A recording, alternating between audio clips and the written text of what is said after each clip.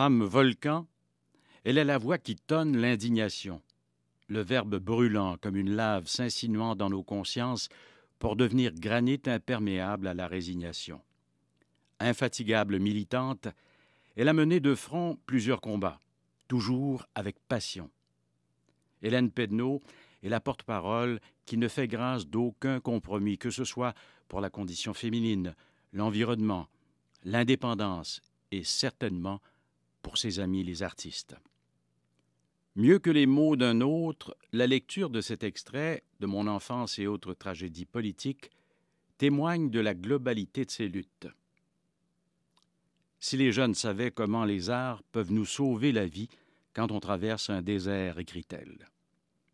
Comment un écrivain peut répondre, sans le savoir, à des questions impossibles qui nous tuent. Comment un film, comme Hiroshima, mon amour, peut nous faire le contact entre l'intime et le social.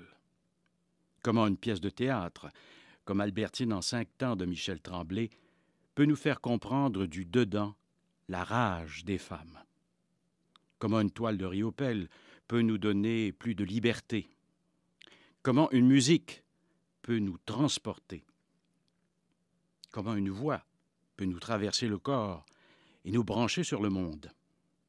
Comment la violence de certains créateurs peut nous aider à comprendre la nôtre et à la transcender. C'est ça qu'il faut transmettre. Parce que la culture et les arts, parce que la connaissance ne sont pas des avoirs, mais la chair même de l'être. Ces convictions alimentent tous ses écrits, que ce soit ses livres, ses pièces de théâtre, ses chansons, ses chroniques. Jamais Hélène ne renonce. Tout commence le 14 avril 1952. Deuxième de 3 filles d'une famille ouvrière de Kenogami, Hélène apprivoise sa nature frondeuse auprès de son père Louis-Philippe, saxophoniste dans une fanfare, qui l'initie certes à la musique, à la lecture, mais aussi au monde de la technologie. Élève surdouée de l'école secondaire Maria Chapdelaine, elle gagne le premier prix de l'Association des ingénieurs du Canada à l'Expo Sciences nationales de 1965 pour sa présentation d'une pile à combustible. Boulimique du savoir et des expériences, elle apprend le morse, joue du piano, fait du théâtre et devient VE2-DIR sur les ondes de radio amateur. Adepte de la chanson française, elle écoute Barbara, Reggiani, Aznavour, Brel, Catherine Lara et Anne Sylvestre. Francophile militante, elle concède cependant un peu de place aux Beatles, révèle Sylvain, ce petit frère survenu dans la vie d'Hélène en 1963, provoquant, bien malgré lui, une blessure à l'adolescente de 12 ans. Elle se croit évincée des randonnées de pêche paternelle et autres complicités masculines comme la chasse et la trappe qui la distinguaient de ses sœurs Raymonde et Danielle. Membre des Guides aînés, lectrice assidue d'Agatha Christie, étudiante en lettres, les 16-20 ans de cette fougueuse descendante d'un immigrant italien fréquente surtout les artistes. Elle suit des cours de théâtre sous la direction de Michel Dumont, célèbre sa joie de vivre au Boc de Jonquière, fréquente le Centre culturel du Mont-Jacob.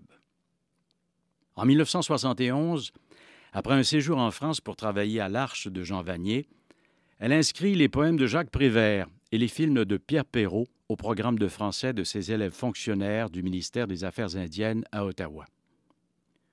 De retour dans sa région natale, son passage remarqué au Progrès Dimanche lui ouvre les micros de Radio-Canada. À peine le temps de voir fleurir les roses. Le contrat non renouvelé lui donne l'occasion d'apprendre à produire des spectacles avec Denis Leclerc, réussissant à attirer l'ineffable Sol et la flamboyante Clémence, qui provoquera son exil vers Montréal. Agente d'artiste, d'abord au bureau de François Chartrand, puis à son compte, elle représente Richard et Marie-Claire Séguin, Clémence, Suzanne Jacob et Sylvie Tremblay, créant des liens professionnels avec des nœuds de l'amitié. Si le rouge habille l'intensité de ses débats et le bleu ses rêves d'indépendance, c'est pourtant le rose qui colore ses emportements les plus mémorables. Ses chroniques délinquantes avivent le ton du magazine La Vie en rose, où elle réussit un coup de maître en 1984. Une entrevue fleuve exclusive avec Simone de Beauvoir. Alors, Hélène se multiplie. On peut la lire dans les revues Arcade, Les Cahiers de la Femme, Châtelaine, La Gazette des Femmes, Ciel variable, ou l'entendre à la radio et à la télévision. Elle publie plusieurs livres sans limite du genre, et chaque fois avec succès, que ce soit des contes, des légendes, des nouvelles. Sa pièce La Déposition, créée à Montréal en 1988, est traduite en 5 langues, et encore aujourd'hui, jouée en France, en Italie, en Belgique, au Canada, en Suisse, en Allemagne, en Hollande et aux États-Unis. Prix Gémeaux, pour l'adaptation du roman Sous le signe du lion de Françoise Loranger, elle gagne plusieurs prix littéraires avec La douleur des volcans, Les carnets du lac et Mon enfance et autres tragédies politiques. En 2006, le Salon du livre du Saguenay-Lac-Saint-Jean rend hommage à l'auteur de l'hymne Du pain et des roses, chanson phare de la célèbre Marche des femmes de 1995. Réfugiée dans sa maison de Saint-Zénon, acquise en 1988, en bordure du lac Saint-Sébastien, Hélène Pedneau a lutté sans jamais faillir. Solitaire inconsolable, au cœur meurtri par sa rupture avec l'amour de sa vie, elle a éradiqué le mot « impossible » de son vocabulaire. Cofondatrice du Conseil de la souveraineté du Québec, elle brandira le poing contre les vampires de l'eau, cofondant les mouvements Au secours et les porteurs d'eau afin d'empêcher la privatisation de l'eau.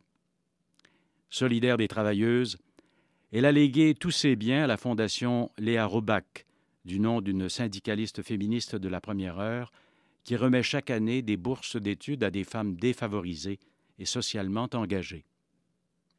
Même au-delà de sa mort, survenue le 1er décembre 2008, cette géante a trouvé le moyen de vivre les mots de sa chanson.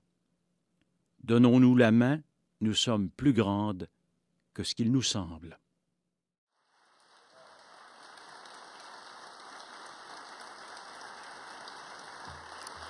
Mesdames et messieurs, en ce 7 juin 2014, à titre posthume, Hélène Pedneau, auteure, journaliste, dramaturge, ardente défendresse des arts, des femmes et de l'environnement, est reçue membre de l'Ordre du Bleuet.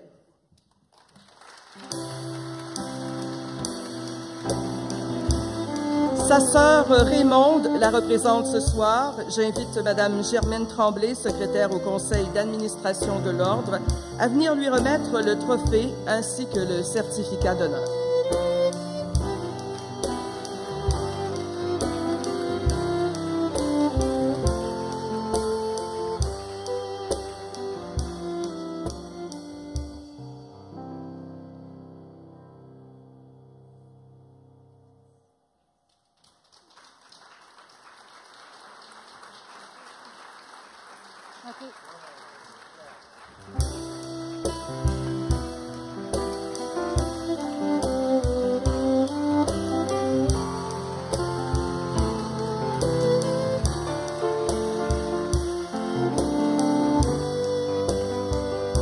Hélène Pedneau est désormais membre de l'Ordre du Bleuet.